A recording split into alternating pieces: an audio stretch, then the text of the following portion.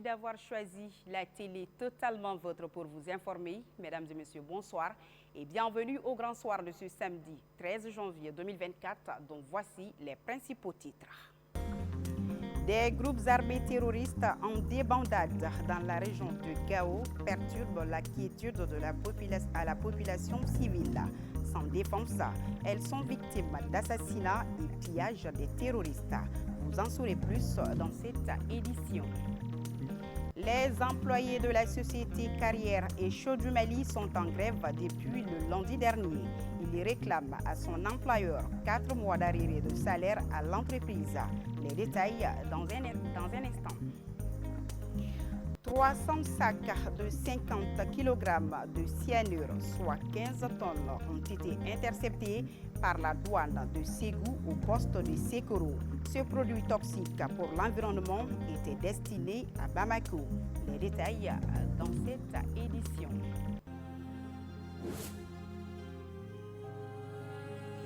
Bonsoir encore et bienvenue dans cette édition d'information. Je le disais tout à l'heure, région de Gao, le village de Borno attaqué et les animaux enlevés à Tacharan. Les groupes armés terroristes en débandade dans la région de Gao s'attaquent à la population civile. C'est ainsi qu'ils ont attaqué les villages de Borno et Tacharan dans la région, tuant un civil et emportant les biens des populations. Le point ici avec Bakary Msilibi. Des hommes armés à moto ont attaqué jeudi le village de Borno dans la commune de Gabiro, rapporte Sidio Tamani. Après avoir tiré sur un homme à bout portant qui est décédé sur le champ, les assaillants ont dépouillé des villageois de leurs biens. Le même jour, dans le village de Tacharan, commune de Gunzurei, région de Gao, des hommes armés sur 6 motos ont emporté plusieurs têtes d'animaux du village. Courant 2023, les 2 communes de la région de Gao ont fait l'objet d'attaques meurtrières contre les civils, dont celle contre l'entreprise de construction de routes à Arabou. Elle a fait au moins 7 morts, des blessés et des dégâts matériels.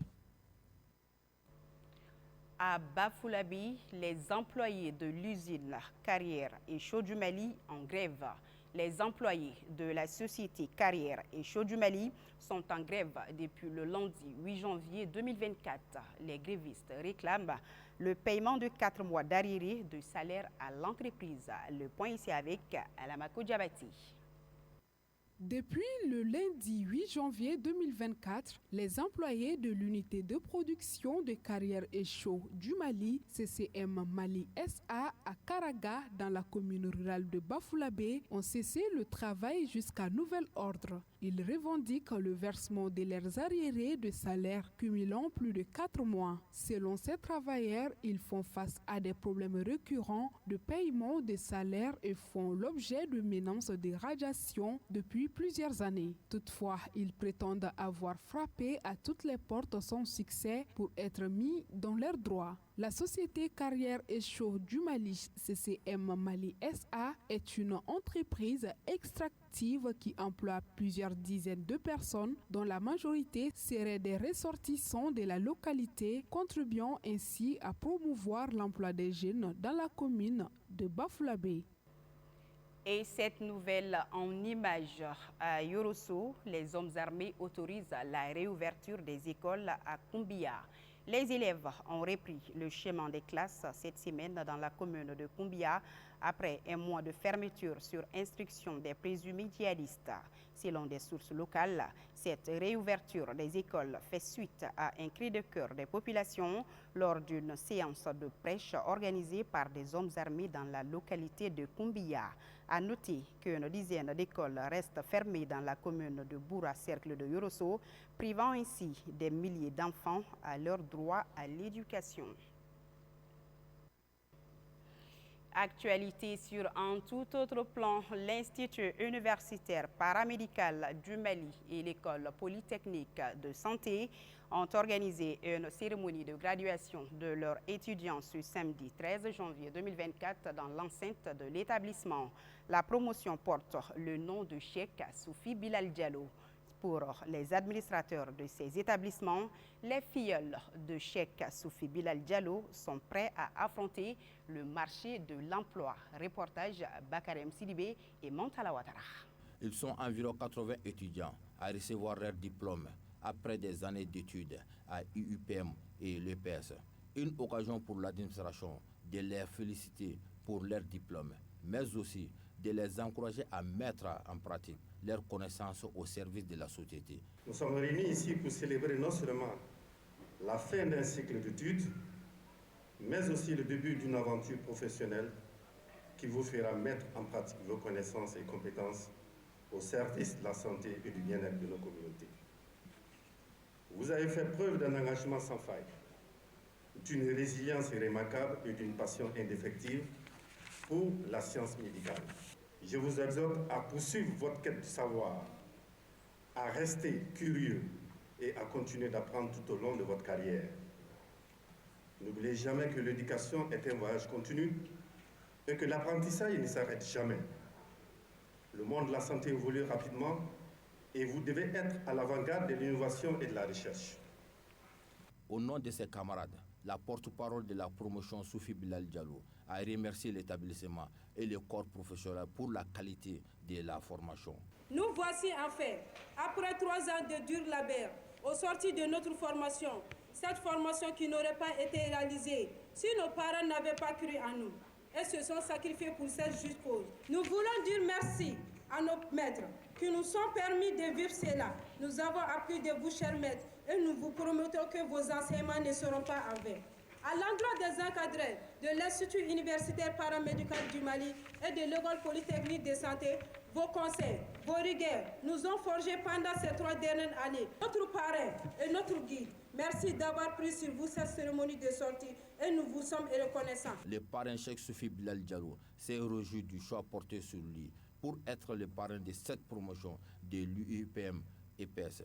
Il n'a pas manqué de les prodiguer des conseils pour la vie professionnelle qui les attend. Tous ceux qui viennent d'obtenir leur diplôme, je vous dis félicitations. Le seul conseil que j'ai à vous dire, être médecin, infirmier d'état, j'en passe, c'est servir. Celui qui dit servir doit forcément dire à servir. Et celui qui dit à servir doit aussi se rappeler que c'est servir. En plus de la remise des attestations aux étudiants, la cérémonie a été marquée par des prestations artistes. C'était plutôt un reportage de Zakaria Oumar Keïta. L'imam Abdul Karim Sangari et le comité de gestion de la mosquée Ousmane Ben Affan de Missabougou ont procédé ce vendredi après la prière de Djouma à la remise des tableaux d'honneur à certains de ses collaborateurs et aux anciens responsables de la mosquée. Il s'agit pour l'imam Sangari et son comité de gestion à travers ce geste de témoigner leur reconnaissance à l'engagement des récipiendaires pour la cause de l'islam dans le quartier. Reportage Bakarem Sidibé, Mantala Ouattara. Ils sont muezzins, gardiens et les femmes chargés de l'entretien de la mosquée à être honorés par l'imam Abdul Karim Sangare et le comité de gestion de la mosquée Ousmane Ben Affan de Missabougou. Et c'est là pour leur engagement quotidien. C'est une première fois, donc moi-même j'ai été honoré et vraiment à remettre la médaille. Bon, je pense que vraiment c'est une belle chose parce que ça va encourager les autres vraiment fidèles à s'engager encore davantage, à faire plus vraiment de courage vraiment pour l'entretien et ensuite tout ce qui est relatif vraiment à la religion. Et je pense que c'est une belle chose. Ce geste, premier du genre dans l'histoire d'une mosquée, a été salué par les récipiendaires. Un moment pour l'imam et ses collaborateurs d'inviter les populations à fréquenter la mosquée. C'est vraiment de venir à la mosquée et de faire tout ce qui est possible pour vraiment rendre l'endroit embellir, et faire tout ce qui est possible concernant l'entretien de la mosquée et ensuite pratiquer, c'est-à-dire à venir à la mosquée. Au lieu que les gens restent à la maison prier, je pense que j'exhorte aux gens de venir à la mosquée pour prier avec derrière l'imam.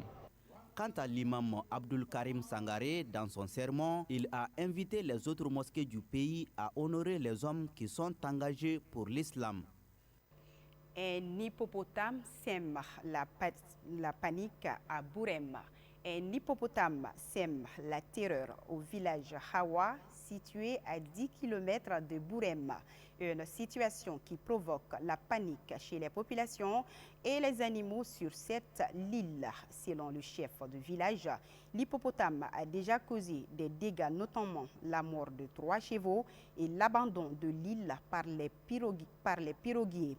En cette période de récolte, les villageois lancent un appel aux autorités pour qu'une solution soit trouvée. À Ségou, la douane saisit 15 tonnes de cyanure. La vigilance des Gabelous de Ségou a permis d'intercepter ce vendredi 12 janvier 2024 300 sacs de 50 kg de cyanure, soit 15 tonnes au poste de Sekoro à quelques encablures de Ségou. Ce produit toxique, dangereux pour l'environnement, est très utilisé sur les sites d'orpaillage. Le commentaire est signé ici, Fatoumata Labastouré. Ce vendredi 12 janvier 2024, aux environs de 8h54, l'œil vigilant des agents de la direction régionale de la douane de Ségou a permis de saisir 15 tonnes de cyanure, nous rapportent nos confrères de Balanzan Info.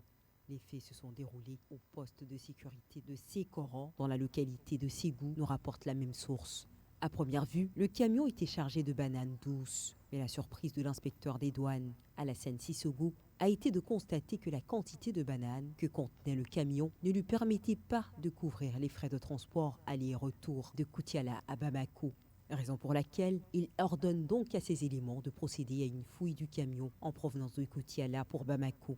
La fouille a permis de découvrir 2 à 3 sacs de cyanure dans le camion qui étaient cachés par les régimes de bananes.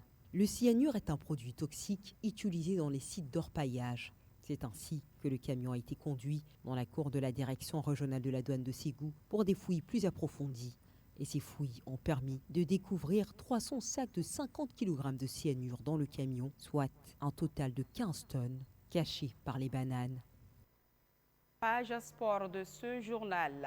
À la veille de la Coupe d'Afrique des Nations Côte d'Ivoire 2023, une délégation de la presse sportive est arrivée hier vendredi à Korogo pour assurer la couverture médiatique de la CAN.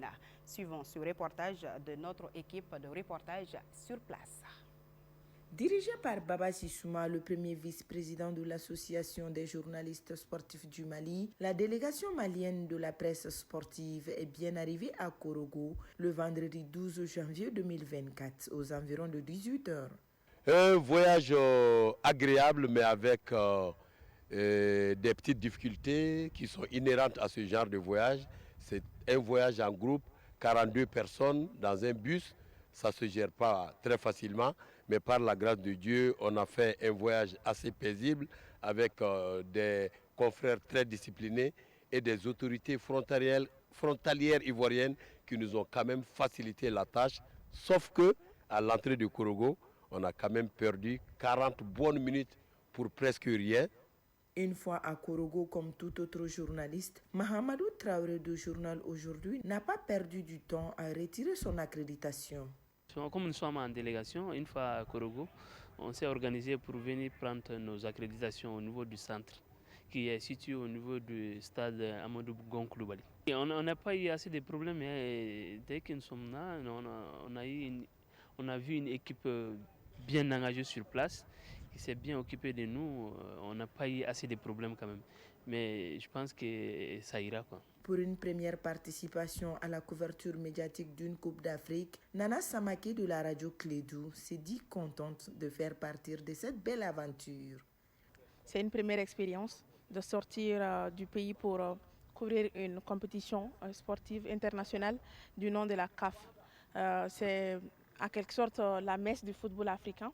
Donc je suis vraiment très contente d'être ici. Le voyage, je dirais que ça s'est plutôt passé dans de bonnes conditions, même si on a un peu duré en route. Bon, d'abord, le premier travail, vous savez, de nos jours, l'être humain est lié à la connexion.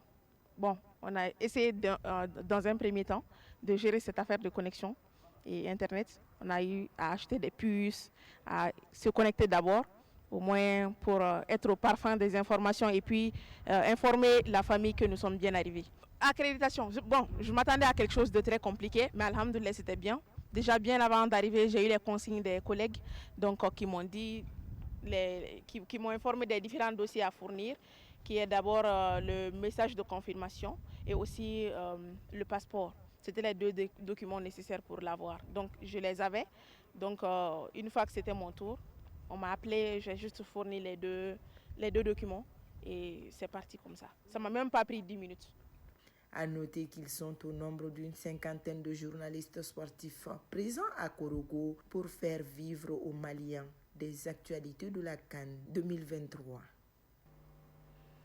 La Côte d'Ivoire vibre au rythme de la Coupe d'Afrique des Nations 2023. L'ambiance est à son comble dans toutes les villes et précisément à Korogo où Renouveau déploie une importante équipe pour assurer une large couverture des matchs des Aigles. Suivons ce reportage de Malik Diallo, Ibrahim Dao et Ibrahim Traoré. La date la plus attendue est enfin là. La Côte d'Ivoire accueille la plus importante des compétitions du continent. Les festivités battent l'air plein dans tous les coins et recoins du pays. Ici à Korogo, la ville est embellie aux couleurs nationales. Même des animaux de compagnie ne sont pas épargnés des couleurs orange, blanc et vert. À moins d'une heure du coup d'envoi du match d'ouverture qui oppose la Côte d'Ivoire à la Guinée-Bissau, les habitants de Korogo parient sur la victoire des éléphants. Aujourd'hui, là, on va gagner 5-0, on va pas faire beaucoup aujourd'hui. Comme les gens disent, on va faire moitié moitié seulement. 5-0, c'est bien. Oh, le meilleur, on espère que la Côte d'Ivoire va gagner en tout cas. On invite tout l'Afrique pour venir jouer en Côte d'Ivoire. Cette coupe-là, c'est pour la Côte d'Ivoire. 3 buts à 0. Des fan zones sont bien aménagées ici pour permettre aux habitants de suivre en bonne ambiance la retransmission de la cérémonie d'ouverture et tous les matchs de la compétition. Cette fan zone que vous voyez ici, donc c'est une fan zone qui est préparée pour accueillir un peu plus de 3000 personnes, donc compartimentée en plusieurs sites. Vous allez voir donc un espace VIP sur votre droite, donc l'espace VIP peut accueillir 500 personnes pour visualiser le match. On a un espace plutôt là-bas, donc grand public, pour accueillir 2000 personnes. On a aménagé aussi donc des espaces de jeux. Vous allez voir des baby-foot, des PlayStation, des jeux de société et tout autre. Vous avez encore de l'autre côté un espace maquis où donc les gens pourront s'asseoir pour manger le poulet braisé ou le poisson braisé avec d'autres menus. L'essentiel des matchs de la poule E se joueront ici au stade Amadou Ngon Coulibaly de Korogo. La poule entre en compétition le 16 janvier avec Tunisie, Namibie, Mali, Afrique du Sud. Pour la deuxième journée prévue le 20 janvier, le Mali croisera le fer avec la Tunisie. C'est d'ailleurs le match le plus attendu de cette poule. La troisième journée aura lieu le 24 janvier. Si l'Afrique du Sud et la Tunisie resteront ici à Korogo, le Mali et la Namibie se déplaceront à San Pedro au sud-ouest du pays, soit à 830 km de Korogo. Si le Mali termine premier de la poule, les Aigles reviendront ici à Korogo pour les huitièmes de finale. Bonne chance aux Aigles du Mali. C'est donc la fin de ce journal. Un grand merci à tous nos téléspectateurs ainsi qu'à toute l'équipe de la réalisation. Excellente soirée à toutes et à tous.